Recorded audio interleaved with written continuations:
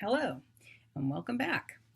So, today we're going to talk about Greek comedy as opposed to Greek tragedy, which we've been talking about, and the spread of Greek tradition across a lot of the Mediterranean area, which is referred to as the Hellenistic period. But more on that a little bit later. So, this is supposedly a mosaic, okay, from Rome of Aeschylus directing one of his satyr plays. So that's kind of a cool primary document that we have there. So in Rome, Rome came after Greece, right? So you have this golden age of Greece. The golden age of Athens declines after Athens loses the Peloponnesian War to Sparta. Sparta and Athens, two Greek city-states, have been fighting with each other, and eventually Athens succumbs to Sparta. And the golden age for Athens kind of ends with that because their civic pride, their economy, just everything is a little brought down by it. And what ends up happening is culture continues, but comedy becomes far more popular than tragedy. So there's that. The Roman Empire, which this is a mosaic from, is really 300-400 years later. So we tend to kind of think of it, they do overlap, but Roman culture, the height of Roman culture, comes after the height of Greek culture, just so you have some sense of that. So here are the Romans referring to the Greek Aeschylus far in the past in a different country directing a satyr play.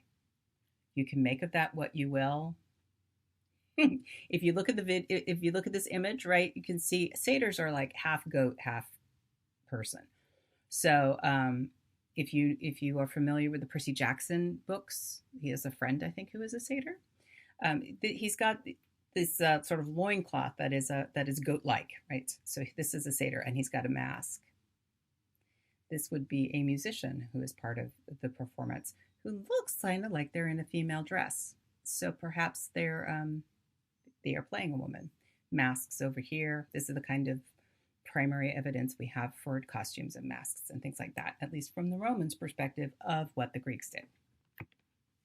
So the comedy was introduced about 50 years after tragedy was brought into the Dionysia. And there's a problem with the fact that we don't know exactly where comedy comes from. So Aristotle wrote that book, The Poetics, about what were the key areas and key elements of tragedy and where it came from. He apparently wrote a book about comedy as well, but that's lost. It's a lost book. If you've ever read The Name of the Rose or seen that movie, The Name of the Rose, it's sort of about the search and in the Middle Ages for Aristotle's last book of comedy. Just a fun fact, Google it. So there seem to be a number of things that influence comedy. One is a tradition of phallic songs, processions celebrating fertility, right? Sex is very important to comedy. It always has been. It still is. So anything that represents virility, fertility, lots of erect penises in comedy, at least for the Greeks. The tradition of processions, festive atmosphere. There were traditions around other cultures in Greece. The Dorian culture, which is another Greek area, they had a tradition of farce. So there seems to be a lot of influences, but ultimately we're not really going to know where it came from, except that perhaps it's natural. Greek comedy is divided into two categories: old comedy and new comedy. In old comedy, the playwright that people point to the most is Aristophanes. So you can see his dates here, 448 to 380 BC. So just imagine the height of his career around 400. a good 80 years or so after comedy had been brought into the Dionysia festival, which would of course mean it's well established. So the structure of his Greek comedies is very similar to tragedy. They tend to be divided into these 5 parts that choruses punctuate. They come in between the different parts. They You don't need to worry about those terms that are here, but they frequently feature really kind of a debate within themselves. There's a lot of social satire. There's, in particular, sort of a poking at Greek social mores and the way things are run. Here's the thing. When we talk about old comedy in Greece, we were talking about the plays of one man because he's the only one that we have plays for that have survived.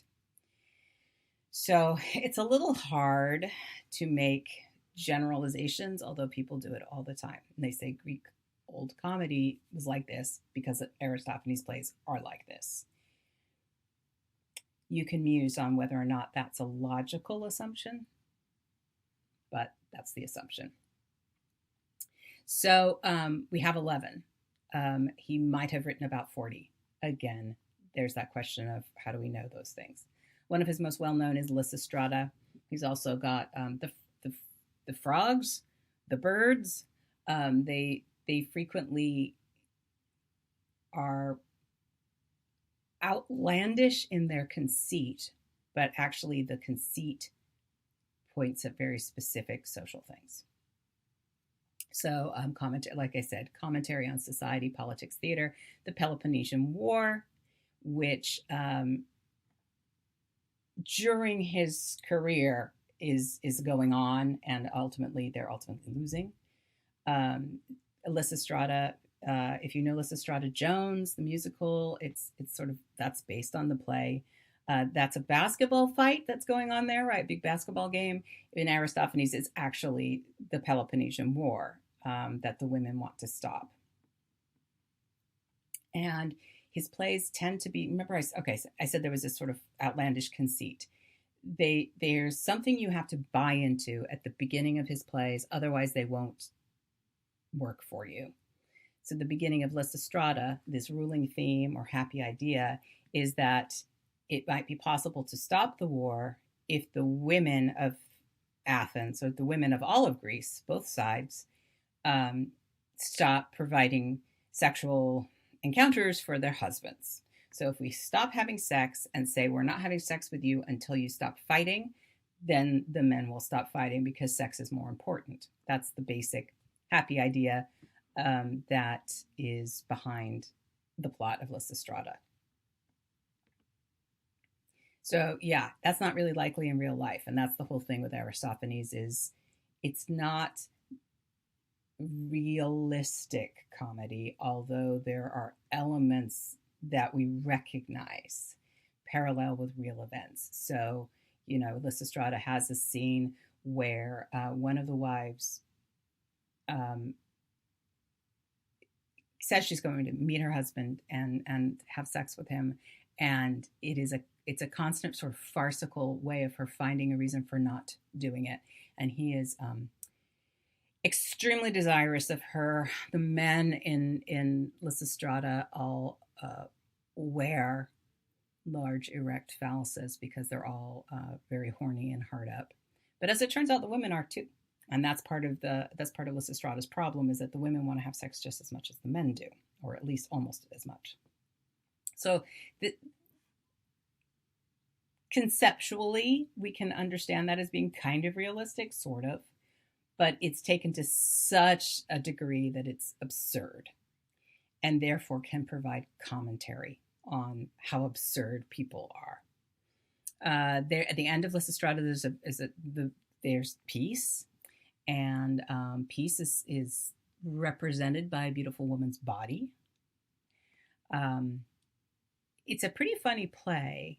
It's even funnier if you think about the fact that it was performed by all men And so the women, I've done readings in class where women are reading the women's parts, but I've also done it where men have read it. And it's a totally different experience. And I think it's valuable to remember that it would have all been men. So when we sort of celebrate a powerful women or women banding together to do something, we have to remember that within their context, it was men being women doing that. So it may have felt a little more like those Monty Python sketches where they play the women in the screechy voices. You probably have never seen that, but you should search it. Google Monty Python. So yeah, all things physically pleasurable are important in Aristophanes' plays.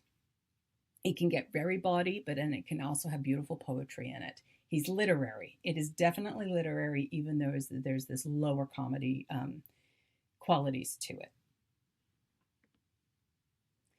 So structurally, he works like the tragedies work. So you read these Agamemnon or Oedipus, and there's episodes, and in between the episodes or scenes, you have a chorus.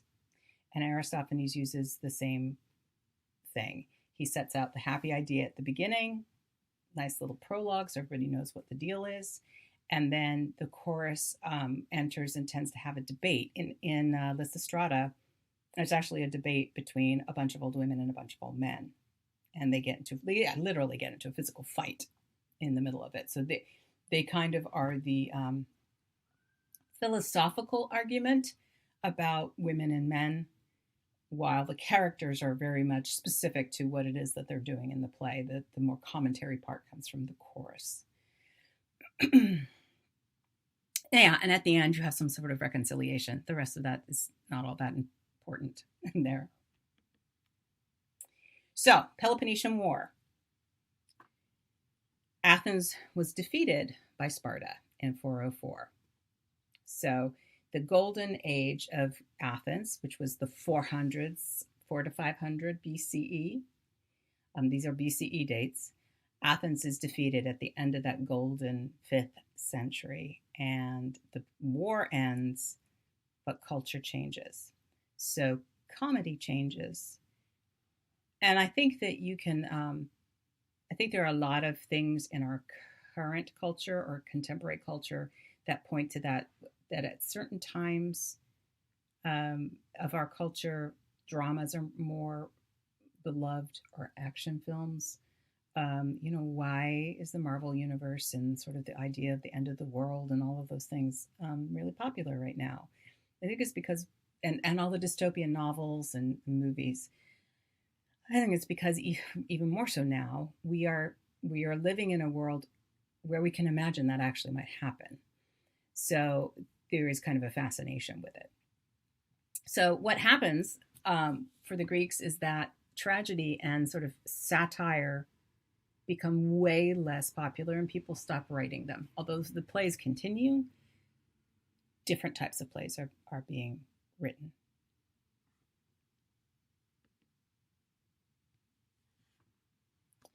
Okay, the Hellenistic period. Hellen means Greece. Hellenos. So if it is a Hellenistic period across the Mediterranean, it means it's when Greek culture spreads. So when Athens is defeated by Sparta, Athenian culture goes out. There's no place really for Athenian actors to thrive in Athens because it's economically not so good. So they start traveling. And basically there's an export. It's kind of interesting when I think about now and the way like we can't be on stage, we can't be in person that much, but we can put things out. We can send our materials out. We can digitally reach out. So in a way, this sort of 4th century BCE, Athenian actors are reaching out by going out on tour. And actors become far more important and famous because the playwrights, it's not a grand time for playwrights. The old plays are still being done. So actually the attention on the theatrical business goes from playwrights to more actors who become, some of them become famous. They eventually unionize too. You may have heard of Alexander the Great, who was in the 4th century conquering large sections of the Mediterranean. So the fact that you've got a Greek-ish uh, conqueror, he's taking that Greek culture out to different places. So it's a bit of an empire, a Hellenistic empire. So in that Hellenistic empire, in different cities all over the sort of Eastern Mediterranean, you have theatrical festivals. You end up with theaters being built. So when we are looking at the architecture, we see where these ruins of theaters are. They're largely there because of the Hellenistic spread going on. And when you look at the dates of them, that's kind of what's happening. Problematically, the Romans came along and took most of that space later. So very often they've changed theater spaces. But the theaters in the Hellenistic period, the theaters get large. So there's no real average number, but to have a 3,000 seat theater is relatively small. And you can get really huge, and up to 20,000, which is really a lot of people for a theater. This is when the stages have to get bigger. If you're going to actually have that many people, everything on stage has to get kind of engorged and blown up. So stages higher, bigger, costumes and masks bigger, the Cathornos sandals that people are standing on, everything has to kind of fill the space and become bigger. The proscenium, the stage house, the building behind, gets bigger, taller, ends up with 2 levels. So you've got balconies, columns, everything just becomes grander. And a lot of times when we think of what a Greek theater looks like, what we're thinking about is a Hellenistic version of it. So this is the theater of Herod Atticus. So it's built in 160 AD, which is sort of 600 years after the one that we looked at. That was also at the Acropolis before. So and this one has a little more Roman influence in it, partly because it was built during the Roman Empire, and the Herods were all affiliated with the Roman Empire. But if you look at this theater is still used. I know that some people who've gone on the trip with David Edelman and maybe with Maurice and gone to Greece have actually seen things performed here. This is this 2-story proscena where you can see this set of arches and then this other set of arches. And then this really quite wide stage. You can see in this picture that there's this scaffold there that's being built to bring the stage out even farther. But this is the orchestra underneath that. Right? So the orchestra, especially with the way the scaffold is working, the orchestra is becoming smaller because they're building out the stage. And then this very large seating area.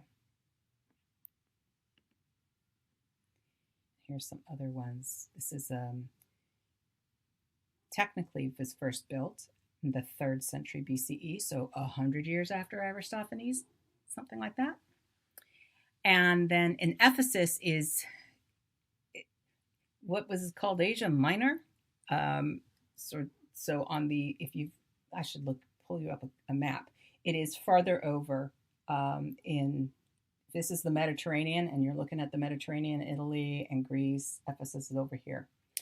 And it was part of the Hellenistic spread, but then the Romans also took over and it was part of the Roman Empire. So it got made even bigger by the Romans. That's really the thing. Athens, things are pretty big. Hellenistic, things get bigger. Romans come along, everything becomes really big. So again, you can see that this part, there was this building in the background, the orchestra, and then these stone seating areas. Pretty typical. It's quite large. It's really one of the bigger ones. This one I've been to. This is the shrine to Apollo at Delphi, and this is actually a temple of Apollo that was the backdrop, kind of in a way. This one actually has more of a round orchestra still. It is on a cliff. I mean, you can see how mountainous the terrain is there. But so the seating bank is just sort of built into the cliff. the entire shrine, the entire thing of Delphi is on this like crazy incline. And at the very top of the incline is the arena where the Olympics were. You have to be an athlete to climb up there, almost an athlete. I made it, but it was pretty hard. So actors, I said before that in the Hellenistic period, you end up with actors becoming more prominent, more famous, and they get unionized. So that in 277, the artists of Dionysus, it becomes a guild. Historically, the term guild and the term union are basically the same thing. So you will see both. It is a bonding together of people in the same business in order to be able to collective bargain. That's what a union does. That's what a union's supposed to do. And I said this before, costumes are bigger, everything's bigger. Funnily enough, even though actors become more famous, their reputation socially goes down. There's not very many times in history where being an actor is a socially good thing. Throughout most of history, in the West anyway, actors are considered dubious. They're just, people don't trust them very much. And I don't know whether it has to do with gig economy or what, but throughout all of these eras, actors are very often treated not very well, which is another reason for being unionized.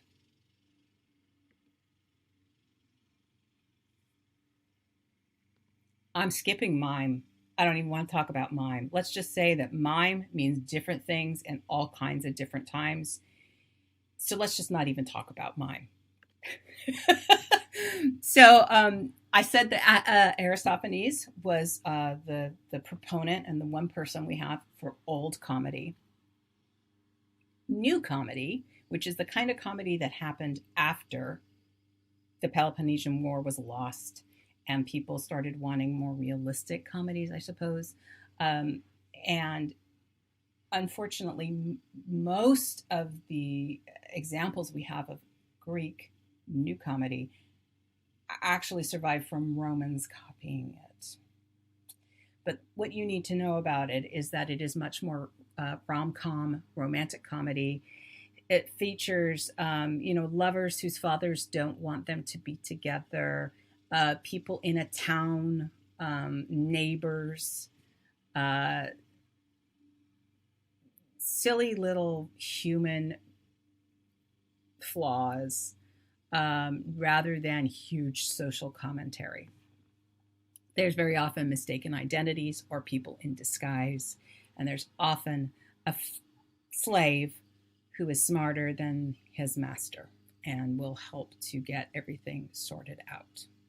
Don't think slave like an American slave. Think of an indentured servant who lives with the family, who has been the companion of a young man, let's say, all the time he's growing up. He's had this particular servant, but usually those servants want their freedom. So there's always something in it for them, like maybe I'll get my freedom if I help everybody sort this out. And very frequently the servants are the ones that figure it out.